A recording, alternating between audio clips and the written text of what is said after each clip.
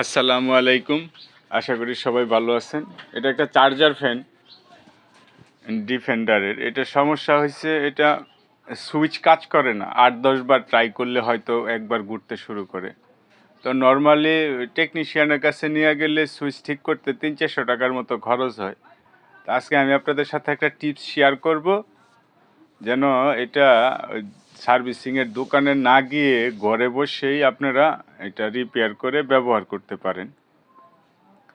তো যেটা করতে হবে, প্রথমে ফ্যানটা খুইলা বের করে তারপরে যে সুইচগুলো আছে এগুলোতে কিছু পরিমাণ কেরোসিন দিতে হবে, ডিজেল যেটা আর কি।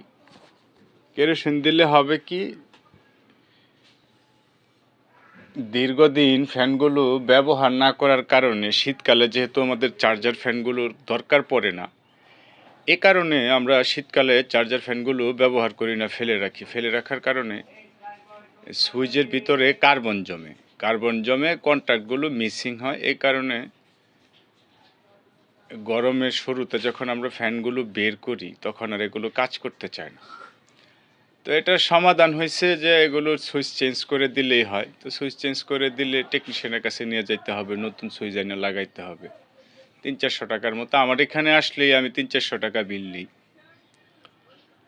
তো এটা ছাড়াও একটা বুদ্ধি আছে, এটা হয়েছে যে এটা কেরোসিন দিয়ে একাধিকবার অন অফ করে দিলে তারপরে এটা ঠিক হয়ে যায়। 90% ক্ষেত্রে হয়ে যায়, যদি সুইচ ফিজিক্যালি কোনো ড্যামেজ না থাকে বা যদি ভাঙ্গিয়া যায়, নষ্ট না হয়, তাইলে কেরোসিনে কাজ হয়ে যায়। আমরা অনেক সময় করি, অনেক সময় এরকম সুইচ থাকে যেটা মার্কেটে অ্যাভেলেবেল না, কিনতে পাওয়া যায় না, তখন বিকল্প হিসাবে কেরোসিনই ব্যবহার করতে হয়।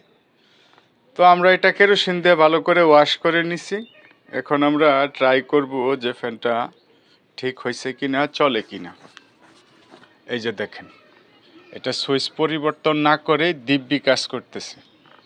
তো ভিডিওটা যদি ভালো লাগে লাইক করবেন, কমেন্ট করবেন, শেয়ার করবেন বন্ধুদের সাথে। ভালো থাকবেন সবাই। আসসালামু আলাইকুম।